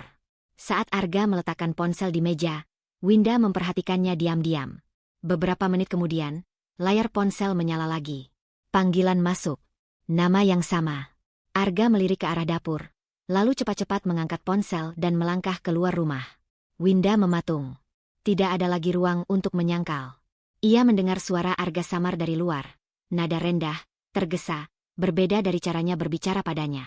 Winda duduk perlahan di kursi. Tangan kirinya menggenggam ujung meja. Ingin rasanya berdiri, membuka pintu, menuntut penjelasan. Namun ia teringat peringatan Dimas, teringat bagaimana setiap pertanyaan selama ini berakhir dengan peremehan. Arga kembali beberapa menit kemudian, wajahnya datar. "Tadi kantor," katanya, tanpa diminta. Winda mengangguk. "Oh." Jawaban itu membuat Arga sedikit heran. Ia menatap Winda, seolah menunggu reaksi lain. Ketika tidak ada, Ia mengambil air minum dan masuk kamar. Diam Winda bukan tanda pasrah. Diam itu berubah bentuk, menjadi ruang penyimpanan. Malam itu, ia menuliskan nomor tak dikenal itu di catatan ponselnya, menyandingkannya dengan foto struk parkir. 2 potong kecil yang belum membentuk cerita utuh, tapi cukup untuk menegaskan satu hal. Ia tidak lagi sendirian dalam kecurigaan ini. Sebelum tidur, Winda duduk di tepi ranjang, menatap punggung Arga yang sudah berbaring. Ada rasa takut yang baru, bukan takut kehilangan Arga, melainkan takut kehilangan dirinya sendiri jika ia terus dipaksa diam tanpa arah. Namun untuk saat ini, ia memilih diam dengan sadar, menyimpan bukti, menunggu waktu yang tepat. Tekanan batin itu menutup malam, menggantung di antara keinginannya untuk bertahan dan dorongan untuk bersiap melangkah ke arah yang belum ia kenal. Diam yang Winda pilih sejak beberapa hari terakhir bukan lagi selimut pelindung. Diam itu berubah menjadi beban yang menekan dadanya, membuat setiap napas terasa lebih pendek. Bukti-bukti kecil yang ia simpan, nama di layar ponsel, nomor tak dikenal, struk parkir, menjadi saksi bisu bahwa ia tidak gila. Namun kebenaran yang belum terucap itu justru membuatnya berjalan dengan hati-hati, seolah satu langkah salah bisa menjatuhkan semuanya. Pagi itu, Arga mengajaknya menghadiri acara makan siang bersama beberapa rekan kerjanya. Undangan yang terdengar biasa, tapi bagi Winda terasa seperti ujian. Ia ragu menolak. Ada bagian dalam dirinya yang ingin melihat, ingin tahu sejauh apa Arga akan terus bersikap seperti ini ketika orang lain hadir. Restoran itu ramai dan terang. Tawa bersahutan, gelas-gelas berdenting. Winda duduk di samping Arga, mencoba menyesuaikan diri dengan percakapan yang sebagian besar berputar pada pekerjaan dan pencapaian. Ia tersenyum ketika perlu, mengangguk ketika ditanya. Semua terasa seperti peran yang sudah ia hafal. Sampai Arga tertawa kecil dan berkata, "Istri saya memang gak terlalu paham soal dunia kerja. Dia tipe yang aman-aman saja." Beberapa orang ikut tertawa, mengira itu candaan ringan. Winda merasakan panas menjalar ke wajahnya. Kata-kata itu sederhana, tapi nadanya merendahkan, seolah dirinya hanya latar belakang yang tidak penting. Ia membuka mulut, ingin membela diri, namun Arga sudah melanjutkan. "Makanya saya sering lembur. Kalau di rumah, ya begitu." Kali ini tawa terdengar canggung. Ada yang melirik Winda dengan ragu. Winda menunduk, jari-jarinya saling bertaut di pangkuan. Ia merasa seperti mengecil, bukan hanya sebagai istri yang diremehkan, tetapi sebagai manusia yang suaranya dihapuskan di depan umum. Seorang rekan Arga mencoba mengalihkan topik, menanyakan pekerjaan Winda. Sebelum Winda sempat menjawab, Arga menyela. "Ah, kerjanya biasa. Yang penting dia nggak ribet." Kalimat itu menutup pintu. Winda tersenyum tipis, senyum yang lebih menyerupai refleks bertahan. Di dalam dadanya, ada sesuatu yang runtuh. Bukan amarah yang meledak, melainkan kesadaran dingin. Ia sedang dihapuskan perlahan, dan kali ini bukan hanya oleh Arga, tapi oleh dirinya sendiri yang terus membiarkan. Dalam perjalanan pulang, mobil dipenuhi keheningan. Arga menyetir dengan satu tangan, tangan lainnya sibuk dengan ponsel. Winda menatap keluar jendela. Lampu-lampu kota berkelebat seperti kenangan yang tidak sempat ia pegang. "Kenapa diam?" tanya Arga tanpa menoleh. Winda menarik napas. "Kamu merendahkan aku di depan orang lain." Arga mendengus. "Kamu baper." "Itu cuma bercanda." "Itu bukan bercanda buat aku," jawab Winda pelan. "Ya sudah, jangan dibawa serius. Kamu memang terlalu sensitif," kata Arga, menutup pembicaraan seolah itu final. Kata sensitif itu menghantam lebih keras daripada ejekan di restoran. Winda menyadari, setiap kali ia mencoba menyuarakan perasaan, Arga selalu mengubahnya menjadi kesalahan dirinya. Dan selama ini, ia menerima itu. Di rumah, Winda masuk kamar tanpa berkata apa-apa. Ia duduk di tepi ranjang, merasakan tubuhnya gemetar. Air mata jatuh tanpa suara. Ia menutup mulut dengan tangan, bukan untuk menahan tangis, tapi untuk menahan kalimat yang ingin keluar. Kalimat tentang harga diri, tentang keberadaan. Malam itu, ia mengirim pesan pada Rina. "Aku capek jadi nggak terlihat." Rina membalas hampir seketika. "Aku bisa ke sana?" Winda mengetik, lalu menghapus. "Besok saja." Ia butuh waktu sendiri. Bukan untuk mengasihani diri, tapi untuk berpikir. Untuk pertama kalinya, Winda tidak bertanya pada dirinya apa yang salah dengan dirinya. Pertanyaan itu bergeser. "Sampai kapan aku mau diperlakukan seperti ini?" Keesokan harinya di kantor, Winda bekerja dengan fokus yang dingin. Tidak ada lagi upaya berlebihan untuk menutupi kegoyahan. Dimas memperhatikannya dari kejauhan. Saat istirahat, ia mendekat. "Kamu kelihatan berbeda," katanya. "Berbeda bagaimana?" tanya Winda. "Lebih tenang, tapi juga lebih jauh," jawab Dimas jujur. Winda mengangguk. Ia tidak menjelaskan. Ada jarak baru yang ia bangun, bukan untuk menjauh dari dunia, tetapi untuk melindungi inti dirinya yang hampir habis. Sore itu, sebelum pulang, Winda membuka catatan di ponselnya. Ia menata ulang semua yang ia simpan. Nama, nomor, waktu, potongan-potongan kecil yang mulai membentuk pola. Ia tidak tahu apa yang akan ia temukan jika kebenaran itu benar-benar terbuka, tapi ia tahu satu hal, ia tidak bisa terus hidup dalam kabut. Di rumah, Arga belum pulang. Winda duduk di ruang tamu, menatap sekeliling. Rumah ini, yang dulu ia anggap tempat pulang, kini terasa seperti panggung yang memaksanya memainkan peran tanpa naskah. Ia berdiri, berjalan ke dapur, lalu kembali duduk. Gelisah itu tidak lagi murni ketakutan. Ada tekad yang perlahan tumbuh. Ia tidak ingin konfrontasi untuk melampiaskan marah. Ia tidak ingin balas dendam. Yang ia inginkan hanyalah kebenaran. Untuk dirinya sendiri. Untuk memastikan bahwa rasa hancur yang ia rasakan memiliki sebab, bukan sekadar kelemahan pribadi. Ketika Arga akhirnya pulang, Winda menyambutnya dengan tatapan yang berbeda. Tidak ada senyum, tidak ada tuduhan. Hanya keheningan yang sengaja ia pilih. "Kamu kenapa?" tanya Arga, sedikit curiga. "Nanti," jawab Winda singkat. "Aku mau bicara. Tapi bukan sekarang." Arga mengernyit, tapi tidak memaksa. Ia masuk kamar, meninggalkan Winda sendirian lagi. Winda berdiri di ruang tamu, jantungnya berdegup keras. Keputusan kecil itu, menyatakan bahwa ia akan berbicara, terasa berisiko. Ia tahu, setelah ini, tidak akan ada jalan kembali ke ketidaktahuan yang pura-pura nyaman. Tekanan batin itu menutup malamnya, bukan dengan air mata, melainkan dengan satu niat yang mulai mengeras. Ia akan menghadapi kebenaran, apapun bentuknya. Keheningan yang Winda pilih malam sebelumnya tidak menguap begitu saja saat pagi datang. Ia bangun dengan tubuh kaku dan kepala berat, bukan karena kurang tidur, melainkan karena satu kalimat yang terus berputar di pikirannya. "Aku mau bicara." Kalimat itu sudah terucap, meski tanpa penjelasan, dan sejak itu tak bisa ditarik kembali. Hari ini ulang tahun Arga. Hari yang seharusnya dipenuhi perayaan, ucapan, dan pengakuan. Ironisnya, justru hari ini yang terasa paling sunyi bagi Winda. Ia berdiri di depan cermin, mengenakan gaun sederhana yang sudah ia siapkan jauh-jauh hari. Bukan gaun mencolok. Ia memilih warna netral, potongan rapi. Pilihan aman, seperti dirinya selama ini. Arga sudah bersiap sejak pagi. Ia tampak bersemangat, berbeda dari hari-hari sebelumnya. Ponselnya nyaris tak lepas dari tangan. Senyum kecil muncul setiap kali layar menyala. Winda memperhatikan dari jauh, perhatiannya tajam namun tertahan. Ia tidak lagi bertanya, tidak lagi mengomentari. Diamnya kali ini bukan bentuk menyerah, melainkan pengumpulan tenaga. Pesta ulang tahun Arga digelar di aula kantor. Megah, terang, penuh dekorasi yang menunjukkan betapa dihargainya posisi Arga di tempat kerjanya. Spanduk besar dengan namanya terbentang di depan. Rekan-rekan kerja berdatangan, bersalaman, tertawa. Musik lembut mengisi ruangan. Winda berdiri di samping Arga, menjalani perannya dengan presisi yang nyaris mekanis. Senyum, angguk, ucapan selamat. Setiap orang memuji Arga, tentang kepemimpinannya, visinya, karirnya yang terus menanjak. Tak satu pun menyebut Winda, kecuali sebagai embel-embel yang berdiri di samping. Bu Ratna hadir dengan kebaya elegan dan tatapan puas. Ia menepuk lengan Arga, berkata dengan suara yang cukup keras untuk didengar Winda, "Ibu bangga sama kamu. Lihat, kariermu sekarang. Pesta begini baru pantas."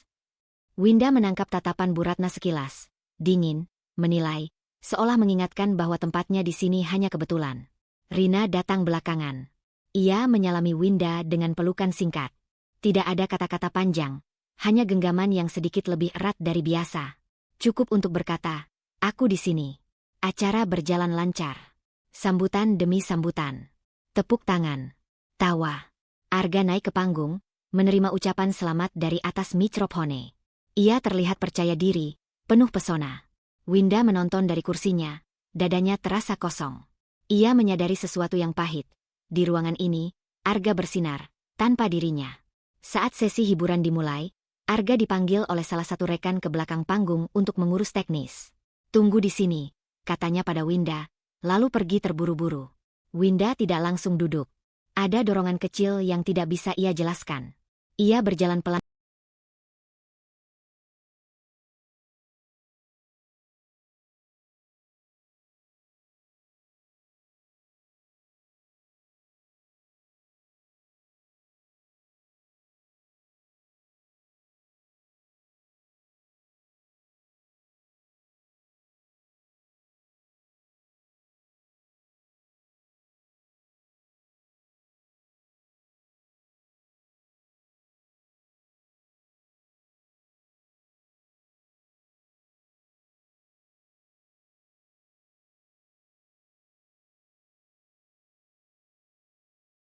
ke arah belakang panggung, bukan untuk mengikuti Arga, melainkan untuk mencari udara. Lorong sempit itu lebih sepi, hanya beberapa panitia yang lalu lalang. Di dekat meja sound system, sebuah ponsel tergeletak. Ponsel Arga. Winda berhenti. Jantungnya berdetak lebih cepat. Ia mengenali casing itu. Ia ragu sejenak, satu langkah mundur masih mungkin. Namun rasa ingin tahu yang selama ini ia tekan akhirnya melampaui ketakutan. Layar ponsel menyala. Notifikasi masuk. Satu nama muncul. Maya, kantor cabang. Nama palsu itu langsung dikenali Winda. Bukan karena ia pernah melihat Maya secara langsung, tetapi karena instingnya sudah lama mencium kejanggalan. Jarinya gemetar saat membuka kontak itu. Tidak ada foto. Hanya nomor. Pesan terakhir singkat, namun menghantam keras. Kamu jadi kesini malam ini? Dunia di sekitar Winda seakan meredup. Suara musik dari aula terdengar jauh. Teredam. Di kepalanya, potongan-potongan kecil dari minggu-minggu terakhir tersusun rapi. Telepon misterius, perubahan sikap Arga, kebohongan yang dibungkus candaan, tuduhan paranoid. Ini bukan kebetulan. Ini bukan salah paham. Ia tidak menangis. Tidak juga marah. Yang muncul justru ketenangan dingin. Seperti saat seseorang akhirnya menerima diagnosis yang sudah lama ia duga. Ada sakit, tentu saja, tapi juga kejelasan. Langkah kaki mendekat. Winda segera mengunci ponsel dan meletakkannya kembali di tempat semula. Ia menarik napas panjang, mengatur wajahnya. Ketika Arga muncul, ia tersenyum tipis. Kamu di sini? Tanya Arga, sedikit heran. Iya, jawab Winda. Suaranya stabil, hampir terlalu stabil. Aku cari kamu. Oh, aku cuma sebentar. Acaranya mau lanjut, kata Arga, lalu mengambil ponselnya tanpa curiga. Winda mengangguk. Tidak ada tuduhan. Tidak ada pertanyaan. Belum. Ia kembali ke aula, duduk di kursinya. Di atas panggung, kue ulang tahun besar sudah disiapkan. Lampu diredupkan. Semua orang berdiri, menyanyikan lagu ulang tahun. Arga berdiri di tengah sorotan cahaya, tersenyum lebar, menikmati momen. Winda ikut bertepuk tangan, tapi di dalam dirinya, sesuatu telah berubah secara permanen. Saat Arga meniup lilin, Winda tidak memanjatkan harapan untuk pernikahan mereka. Ia memanjatkan harapan untuk dirinya sendiri, agar ia cukup kuat melakukan apa yang harus dilakukan. Rina menoleh, menangkap tatapan Winda. Ada sesuatu yang berbeda di sana. Bukan kepedihan yang biasa, melainkan ketegasan yang tenang. Rina tidak bertanya, tapi ia tahu, sesuatu telah diputuskan. Pesta berakhir larut malam. Ucapan selamat terus berdatangan. Arga sibuk, tertawa, berbincang. Winda membantu seperlunya, lalu menjauh, berdiri di sudut ruangan, membiarkan dirinya sendiri meresapi keputusan yang tumbuh dalam diam sejak ia melihat nama itu di layar ponsel. Ini bukan tentang mempermalukan Arga. Bukan tentang membalas sakit hati. Ini tentang berhenti membiarkan dirinya dihapuskan. Dalam perjalanan pulang, Arga tampak puas. Acaranya sukses, katanya sambil menyetir. Winda menatap ke depan. Iya. Kamu capek? Tanya Arga. Sedikit, jawab Winda jujur. Arga tidak curiga. Ia tidak tahu bahwa di balik jawaban singkat itu, Winda sedang menyiapkan sesuatu yang jauh lebih besar dari sekadar percakapan. Sesuatu yang akan mengubah arah hidup mereka. Malam itu, sebelum tidur, Winda membuka catatan di ponselnya. Ia menuliskan satu baris. Ulang tahun Arga, hari aku berhenti berbohong pada diriku sendiri. Tekanan batin itu tidak membuatnya runtuh. Justru membuat punggungnya tegak. Keputusan besar telah terbentuk, masih tanpa bentuk jelas, masih berisiko. Namun untuk pertama kalinya, Winda tidak merasa sendirian di dalam pikirannya sendiri. Keputusan yang terbentuk dalam diam semalam tidak menguap saat pagi datang. Ia justru mengeras. Winda bangun dengan perasaan asing. Bukan tenang, bukan juga hancur. Ada sesuatu di tengah-tengah, keteguhan yang dingin, seperti tanah yang akhirnya padat setelah lama digerus hujan. Hari itu bukan hari biasa. Bukan hanya lanjutan pesta ulang tahun Arga yang masih berlangsung di kantor, agenda syukuran lanjutan dan pidato manajemen. Tetapi juga hari ketika Winda tahu, dirinya tidak bisa lagi mundur. Di kamar mandi, ia menatap pantulan wajahnya. Tidak ada air mata. Matanya sedikit bengkak, tapi tatapannya jernih. Ia mengingat semua yang telah ia tahan, kata-kata Arga yang meremehkan, diamnya yang disalahartikan sebagai kebodohan, dan satu nama palsu yang semalam mengakhiri kebingungannya. Maya, kantor cabang. Bukan lagi dugaan. Bukan lagi rasa takut tanpa bentuk. Kini ada arah. Arga bersikap biasa pagi itu. Bahkan terlalu biasa. Ia bercanda ringan, memuji kopi buatan Winda, seolah malam sebelumnya tidak menyimpan apapun. Topengnya kembali terpasang rapi. Dan untuk pertama kalinya, Winda melihatnya dengan jelas. Bukan sebagai suami yang membingungkan, tetapi sebagai laki-laki yang memilih menipu. Di mobil menuju kantor, Winda diam. Arga mengira itu sisa kelelahan. Ia tidak tahu bahwa di tas Winda ada ponsel dengan satu nomor yang telah disalin, disimpan, dan dihafal. Aula kantor kembali dipenuhi orang. Tidak semeriah malam sebelumnya, tapi cukup ramai. Pimpinan perusahaan, rekan kerja, keluarga dekat. Bu Ratna duduk di barisan depan, wajahnya puas, seolah semua ini bukti keberhasilan mendidik anak lelaki yang berhasil. Winda duduk beberapa kursi di belakang Arga. Rina ada di sampingnya. Rina tidak banyak bicara, tapi sejak melihat Winda pagi itu, ia tahu sesuatu akan terjadi. Genggaman tangan Rina sebentar, dukungan tanpa kata. Acara dimulai dengan sambutan. Lalu sesi testimoni dan ucapan dari keluarga. MC mempersilakan Arga naik ke panggung sekali lagi, untuk mengucapkan terima kasih. Arga berdiri dengan percaya diri. Suaranya mantap, kata-katanya rapi. Ia berbicara tentang kerja keras, tentang dukungan orang-orang terdekat. Saat menyebut keluarga, ia melirik Winda sekilas, lalu cepat-cepat memalingkan wajah. Disitulah Winda berdiri. Awalnya, beberapa orang mengira ia hanya ingin menyusul suaminya ke panggung. Tidak ada yang curiga. Ia melangkah perlahan, tidak tergesa. Setiap langkah terasa berat, tapi juga nyata. Ketika sampai di sisi panggung, ia menatap MC dan berkata singkat, "Saya istri Arga. Saya mau bicara sebentar." Ruangan hening, terkejut tapi masih sopan. MC ragu, menoleh ke Arga. Arga mengernyit, jelas tidak siap, tapi gengsi dan suasana membuatnya mengangguk kaku. Winda menerima mikrofon. Tangannya sedikit gemetar, tapi suaranya keluar jernih. "Saya tidak akan lama," katanya. "Saya hanya ingin satu hal dijelaskan. Bukan untuk mempermalukan siapapun, tapi untuk menghentikan kebohongan." Arga menegang. Senyumnya menghilang. "Winda, nanti saja," katanya pelan, tapi mikrofon di tangan Winda sudah aktif. Ia tidak menjawab Arga. Ia mengeluarkan ponselnya. Di layar, satu nama yang tidak lagi ia sebut palsu. Nomor itu nyata. Jari Winda menekan tombol panggil. Nada sambung terdengar. 1 kali. 2 kali. Seluruh ruangan menahan napas, meski belum sepenuhnya paham apa yang sedang terjadi. Bu Ratna mencondongkan tubuh, wajahnya berubah tegang. Arga mendekat, berbisik tajam. "Matikan. Sekarang." Winda menoleh padanya. Tatapannya tenang, hampir iba. "Aku sudah terlalu lama mematikan diriku sendiri," jawabnya pelan. Nada sambung terputus. Panggilan tersambung. Dan suara itu keluar, jelas, tanpa filter, tanpa kesadaran bahwa ia sedang didengar puluhan pasang telinga. "Mas?" Suara perempuan muda terdengar dari speaker yang terhubung ke sistem suara aula. "Mas, kamu di mana?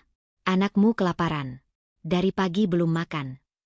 Kalimat itu jatuh seperti benda berat ke lantai kaca. Seluruh ruangan membeku. Tidak ada batuk. Tidak ada bisik. Bahkan musik latar mati seketika. Seolah teknisi pun kehilangan refleks. Kata "anakmu" menggantung di udara, menolak untuk disangkal. Winda menutup panggilan. Tangannya turun perlahan. Ia tidak menangis. Ia tidak berteriak.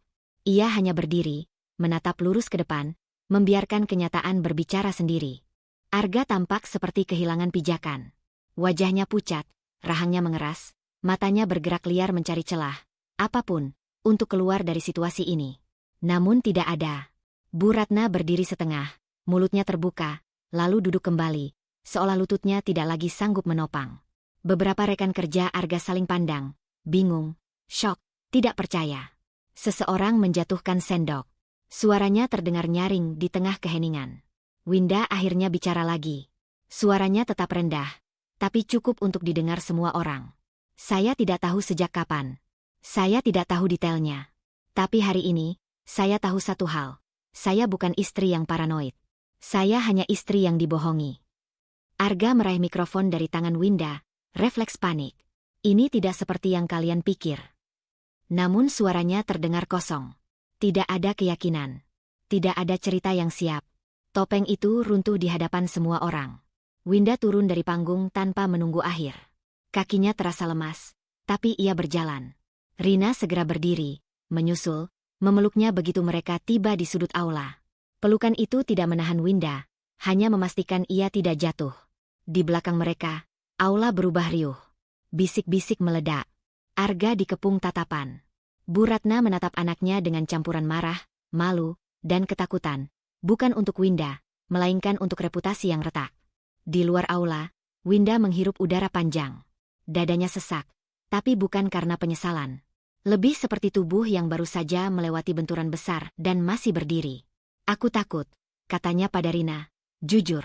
Rina mengangguk. Wajar. Aku tidak tahu apa yang akan terjadi setelah ini. Itu juga wajar, jawab Rina. Tapi kamu sudah berhenti berbohong pada dirimu sendiri. Winda menatap pintu aula yang masih tertutup. Di baliknya, hidup lamanya sedang runtuh. Ia tahu, ini belum selesai. Konsekuensi baru akan datang. Pertanyaan, tekanan, mungkin penyesalan. Namun untuk pertama kalinya, tekanan itu bukan lagi hanya batin. Ia nyata. Dan justru karena itu, ia bisa dihadapi. Winda melangkah pergi dari aula. Satu langkah kecil yang terasa sangat berisiko. Namun juga satu-satunya langkah yang terasa jujur.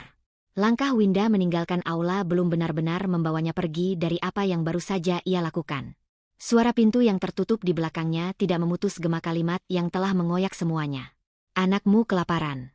Kalimat itu terus berdentum di kepalanya, bukan sebagai teriakan, melainkan sebagai bukti. Bukti bahwa pengkhianatan yang selama ini ia rasakan ternyata jauh lebih nyata dan lebih kejam dari yang ia bayangkan. Rina menemaninya ke parkiran. Udara siang terasa panas dan lengket, seolah ikut menekan dada Winda. Mereka belum sempat berbicara panjang ketika suara langkah cepat menyusul dari belakang. Winda. Arga. Winda berhenti. Ia tidak berbalik seketika. Ada jeda pendek, satu tarikan napas, sebelum akhirnya ia menoleh. Wajah Arga tegang, rahangnya mengeras. Tidak ada lagi senyum percaya diri. Yang ada hanya kegelisahan seorang laki-laki yang kehilangan kendali. Apa yang kamu lakukan barusan? Arga bertanya, suaranya rendah tapi tajam. Kamu sadar nggak dampaknya apa? Winda menatapnya. Tenang. Aku sadar apa yang aku lakukan. Kamu mempermalukan aku di depan semua orang. Arga menaikkan suara, lalu menurunkannya kembali ketika menyadari beberapa orang melirik. Kamu bikin ini jadi besar. Rina hendak bicara, tapi Winda menggeleng pelan. Ia ingin mendengar. Ia ingin melihat sampai di mana Arga akan terus memutarbalikkan kenyataan. Kamu yang bikin ini besar, lanjut Arga. Kalau kamu nggak main nekat seperti itu, kita bisa bicarakan baik-baik. Sekarang semua orang salah paham. Salah paham tentang apa? Tanya Winda pelan. Arga terdiam sejenak. Matanya beralih, lalu kembali. Tentang konteksnya. Itu tidak seperti yang terdengar. Winda tersenyum tipis, senyum yang tidak mengandung humor. Anak itu nyata, kan? Keheningan jatuh di antara mereka. Arga tidak menjawab, tapi diamnya cukup. Jawab saja, kata Winda, suaranya tetap rendah. Anak itu anakmu. Arga menghela napas panjang, seolah sedang mengumpulkan strategi. Itu masa lalu. Kamu menjawab pertanyaanku, potong Winda. Arga menatap ke tanah. Iya. Satu kata itu menutup ruang bagi segala pembelaan. Dada Winda terasa sesak, bukan karena kaget, ia sudah menduga, tetapi karena beratnya kenyataan yang kini tidak bisa lagi ia abaikan atau perkecil. Sejak kapan? Tanya Winda. Winda, ini tidak adil kalau dibicarakan di sini, Jawab Arga cepat. Kita pulang saja. Kita selesaikan di rumah. Kamu sudah terlalu lama menyelesaikan segalanya tanpa aku, balas Winda. Sekarang jawab. Arga mengusap wajahnya. Sebelum kita menikah. Kata-kata itu menghantam lebih keras dari sebelumnya. Sebelum menikah. Artinya, kebohongan ini sudah ada sejak awal. Pernikahan yang ia perjuangkan, ia rawat, ia pertahankan dengan harga diri, ternyata berdiri di atas fondasi yang rapuh dan palsu. Dan kamu memilih menikah denganku, Winda melanjutkan, suaranya mulai bergetar, tanpa pernah memberitahuku bahwa kamu punya anak. Arga mengangkat kepala, defensif. Aku ingin hidup baru. Dengan berbohong, tanya Winda. Itu tidak sesederhana itu. Arga meninggikan suara lagi. Maya juga tidak menuntut apa-apa. Aku hanya membantu. Membantu? Winda tertawa kecil. Pahit. Dengan menyembunyikannya dariku? Dengan menyimpannya di ponsel dengan nama palsu? Rina menarik napas tajam di sampingnya. Ia bisa merasakan getaran emosi Winda yang mulai retak, meski wajahnya masih berusaha tegar. Kamu yang membuat ini jadi drama, Arga berkata, nadanya berubah menyalahkan. Kalau kamu tidak curiga berlebihan, tidak nekat menelepon begitu, semua bisa tetap terkendali. Disitulah Winda akhirnya benar-benar melihatnya. Bukan hanya pengkhianatan fisik, tetapi pengkhianatan emosional yang lebih dalam. Arga masih menempatkan dirinya sebagai pusat kebenaran, menolak bertanggung jawab, dan menjadikan Winda sebagai sumber kekacauan. Jadi menurutmu, masalahnya aku? Tanya Winda pelan. Arga tidak menjawab langsung. Diamnya kembali menjadi jawaban. Winda mengangguk perlahan. Ada air mata di sudut matanya, tapi ia tidak membiarkannya jatuh. Terima kasih, katanya tiba-tiba.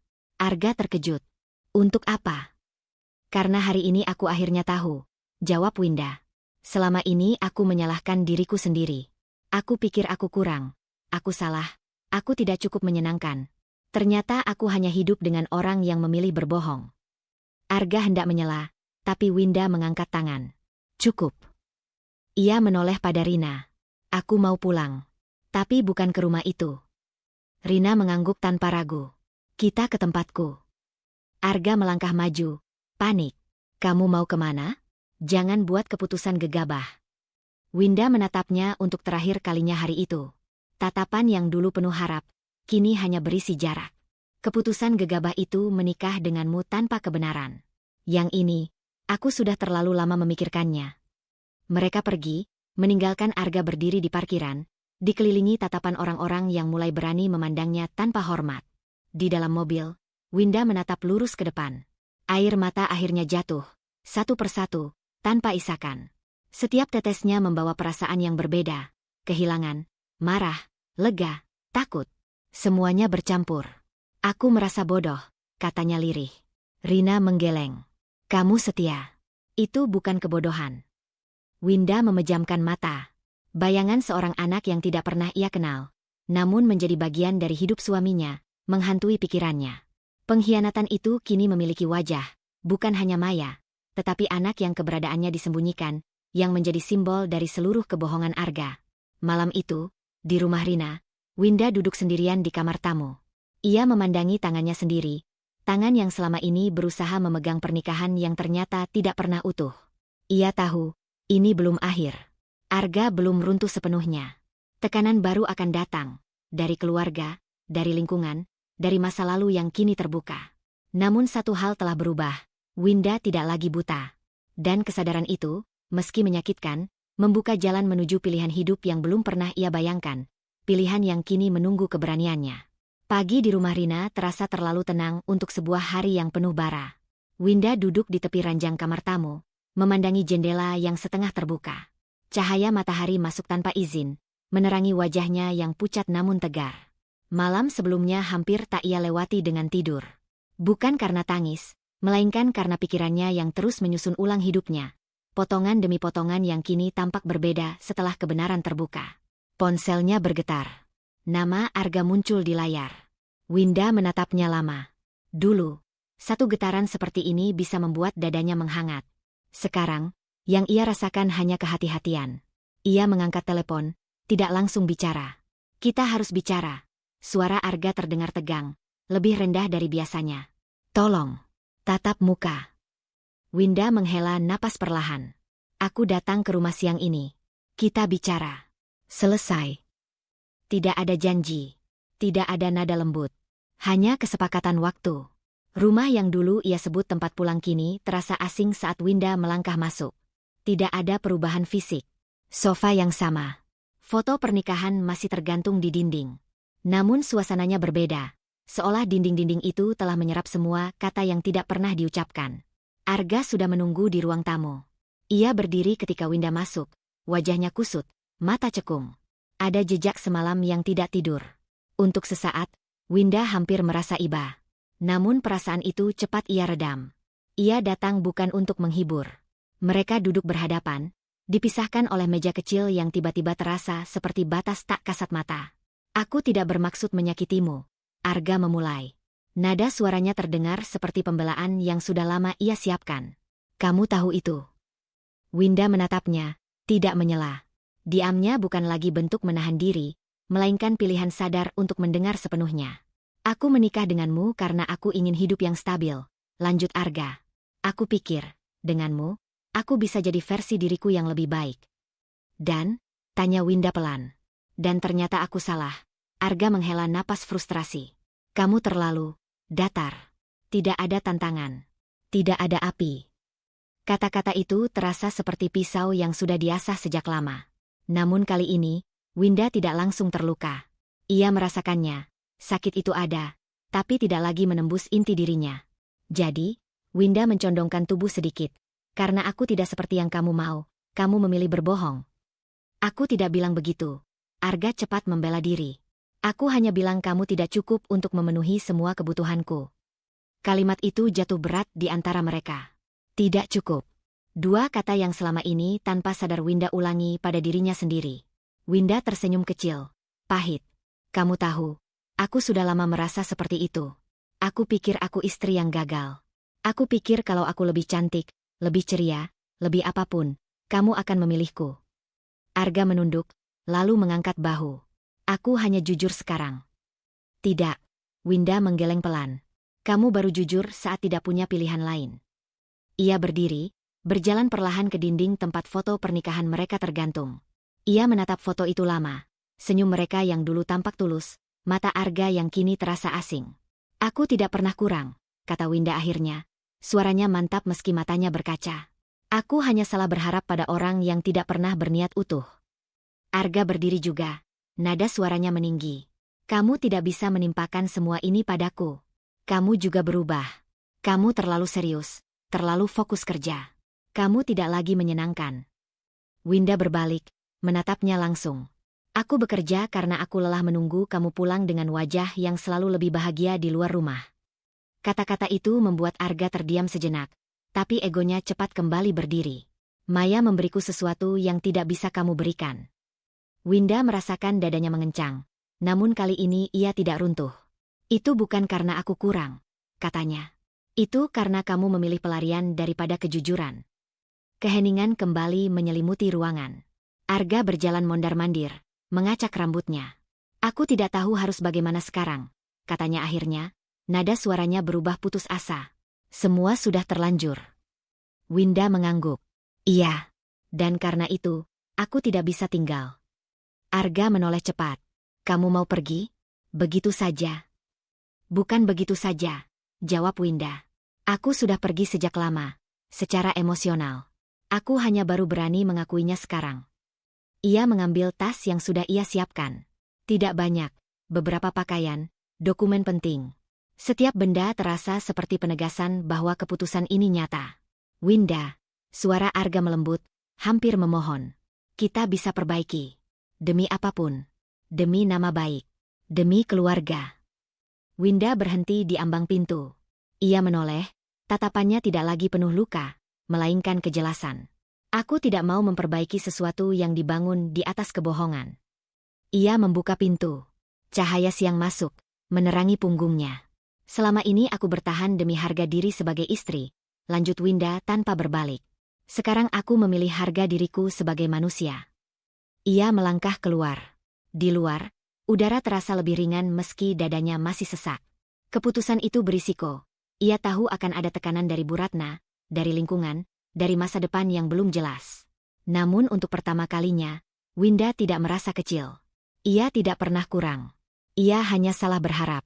Dan kesadaran itu menjadi awal dari perubahan batin yang tak bisa lagi ditarik mundur.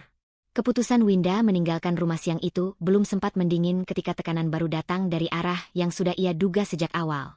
Ponselnya berdering saat ia baru saja menaruh tas di kamar Rina. Nama Bu Ratna muncul di layar, seolah menunggu giliran untuk menguji keteguhan yang baru saja Winda bangun. Winda menatap layar itu lama. Dulu, panggilan ini selalu membuatnya bersiap, menata kata, menyiapkan diri untuk dinilai. Kini, ia mengangkat telepon tanpa menarik napas panjang terlebih dahulu. "Kamu ke rumah sekarang." Suara Bu Ratna terdengar tegas, nyaris perintah. "Kita harus bicara." Winda menutup mata sejenak. "Baik, Bu." Ia datang bukan karena takut, melainkan karena ingin menutup satu pintu lagi dengan cara yang tidak ia sesali. Rumah Bu Ratna selalu terasa lebih dingin dari rumahnya sendiri. Tata ruang yang rapi, furnitur mahal, dan foto-foto Arga di berbagai fase hidupnya mendominasi dinding. Winda berdiri di ruang tamu, sementara Bu Ratna duduk dengan punggung tegak, tatapannya tajam. "Apa yang kamu lakukan kemarin itu keterlaluan." Bu Ratna membuka percakapan tanpa basa-basi. "Kamu mempermalukan Arga di depan banyak orang." Winda berdiri diam, tangannya terlipat di depan. Ia tidak duduk, tidak juga membela diri. "Masalah keluarga itu diselesaikan di dalam rumah, bukan diumbar," lanjut Bu Ratna. "Kamu tahu betul betapa pentingnya nama baik." "Nama baik siapa, Bu?" tanya Winda pelan. Bu Ratna menatapnya tajam. "Kamu menantu di keluarga ini. Sudah seharusnya kamu menjaga Arga, bukan menjatuhkannya." Winda mengangguk pelan. Bukan tanda setuju, melainkan tanda ia mendengar. "Saya sudah menjaga, Bu. Selama ini." "Kalau kamu benar-benar menjaga, Arga tidak akan mencari pelarian," kata Bu Ratna dingin. "Seorang istri harus tahu kekurangannya." Kalimat itu dulu akan langsung membuat Winda menunduk, memohon dimengerti. Kali ini, ia tetap berdiri tegak. Ada getaran di dadanya, tapi tidak ada kepanikan. "Bu Ratna," Winda akhirnya bicara, suaranya tenang. "Saya tidak datang ke sini untuk membuktikan siapa yang salah atau benar." "Lalu untuk apa?" tanya Bu Ratna sinis. "Untuk berpamitan," jawab Winda sederhana. Bu Ratna terdiam sejenak, lalu tertawa kecil tanpa humor. "Kamu pikir pergi itu solusi? Kamu istri sah Arga. Kamu punya tanggung jawab." "Tanggung jawab tidak sama dengan meniadakan diri sendiri," balas Winda, tetap rendah namun tegas. Bu Ratna berdiri. "Kamu ini terlalu sensitif. Arga itu laki-laki. Wajar dia punya sisi lain. Kamu harusnya lebih dewasa." Winda menatap perempuan yang selama ini ia hormati, bahkan takuti. Untuk pertama kalinya, ia tidak merasa perlu menjelaskan dirinya. Tidak perlu membuktikan bahwa ia sudah cukup dewasa, cukup setia, cukup sabar. "Saya sudah dewasa, Bu," kata Winda. "Justru karena itu saya memilih berhenti." "Berhenti dari apa?" Suara Bu Ratna meninggi. "Berhenti meminta dimengerti," jawab Winda. "Dan berhenti tinggal di tempat yang membuat saya merasa tidak layak." Bu Ratna terdiam, wajahnya mengeras. "Kamu akan menyesal." "Mungkin." Winda tidak menyangkal kemungkinan itu. Namun ia tahu, penyesalan karena pergi tidak akan seberat penyesalan karena terus bertahan. Ia mengambil tasnya, menunduk sopan. "Terima kasih sudah menerima saya selama ini, Bu." Bu Ratna tidak menjawab. Tatapannya tetap dingin, penuh penilaian. Winda melangkah keluar rumah itu dengan langkah yang terasa ringan sekaligus berat. Ringan karena ia tidak lagi membawa harapan untuk diterima. Berat karena ia tahu, keputusan ini akan mengubah banyak hal. Di luar, langit mendung. Angin berembus pelan. Winda berdiri sejenak di teras, menghirup udara dalam-dalam. Tidak ada air mata. Tidak ada teriakan. Hanya kesunyian yang terasa lebih jujur daripada semua percakapan barusan. Di dalam mobil, Rina menunggunya. "Gimana?" tanyanya pelan. "Seperti yang kita duga," jawab Winda. "Tapi aku baik-baik saja." Itu bukan kebohongan. Ia benar-benar merasa demikian. Ada sedih, tentu. Ada kecewa. Namun di balik itu, ada ketenangan baru. Ketenangan karena ia tidak lagi menawar harga dirinya untuk diterima. Malam itu, Winda duduk sendirian di kamar Rina, menata dokumen-dokumen penting. Setiap kertas ia rapikan, setiap keputusan ia pikirkan ulang. Masa depan belum jelas. Ada banyak risiko. Ekonomi, sosial, emosional. Namun satu hal pasti, ia tidak akan kembali menjadi perempuan yang terus meminta dimengerti oleh orang-orang yang memilih tidak mendengar. Ia menatap jendela. Lampu kota menyala satu persatu. Di kejauhan, hidup terus berjalan. Untuk pertama kalinya, Winda tidak meminta siapapun untuk memihaknya. Ia memilih pergi dengan tenang. Dan ketenangan itu, meski rapuh, menjadi puncak keberanian yang akan menentukan langkah terakhir hidupnya sebagai perempuan yang utuh. Pagi itu datang tanpa suara gaduh, tanpa drama. Winda terbangun di kamar kecil yang kini ia sewa sendiri. Cahaya matahari masuk lewat celah tirai tipis, jatuh tepat di lantai, seolah menandai batas antara hidup lama dan hidup yang sedang ia bangun. Dampak dari kepergiannya belum sepenuhnya reda. Nama Winda masih dibicarakan di keluarga Arga, di kantor, bahkan di lingkaran pertemanan yang dulu ia anggap aman. Namun pagi itu, untuk pertama kalinya, semua bisik-bisik itu tidak menentukan bagaimana ia menarik napas. Ia bangun, merapikan tempat tidur, lalu duduk di tepi ranjang. Luka itu masih ada. Ia tahu, tidak menghilang begitu saja hanya karena ia pergi. Tapi luka itu kini diam. Tidak lagi memerintah. Hari-hari Winda berubah ritmenya. Ia kembali bekerja sebagai konsultan lepas. Pekerjaan yang dulu ia tinggalkan demi menyesuaikan diri dengan kehidupan Arga. Pertemuan pertama dengan klien barunya membuat tangannya sedikit gemetar. Bukan karena takut gagal, melainkan karena ia sadar, ini pilihannya sendiri. Tidak ada nama suami yang menaungi, tidak ada tuntutan menjadi cukup untuk siapapun. Rina menemaninya di kafe kecil dekat kantor klien itu. "Kamu kelihatan capek," kata Rina sambil menyerahkan segelas air. "Capek yang jujur," jawab Winda sambil tersenyum kecil. "Bukan capek karena menahan." Kalimat itu bukan pernyataan kemenangan. Lebih seperti pengakuan. Ia masih belajar hidup dengan dirinya sendiri, dengan bayangan masa lalu yang kadang muncul tanpa izin. Sore itu, ponsel Winda bergetar. Nama Arga muncul. Ia menatap layar cukup lama sebelum menjawab. Bukan karena rindu, tapi karena ia ingin memastikan satu hal. Ia tidak lagi takut. "Win," suara Arga terdengar lebih pelan dari yang pernah ia dengar. "Kita bisa ketemu?" Winda menutup mata sejenak. "Untuk apa, Arga?" Aku salah," katanya terbata. "Aku baru sadar semuanya setelah kamu pergi. Maya sudah pergi. Aku kehilangan kamu, dan kamu kehilangan kendali," potong Winda lembut. "Bukan aku." Keheningan di ujung sana panjang. "Aku mau memperbaiki. Kita bisa mulai lagi." Winda berdiri di dekat jendela, menatap jalanan. Dulu, kalimat itu akan membuat dadanya bergetar hebat. Sekarang, rasanya seperti mendengar cerita lama yang sudah ia pahami akhirannya.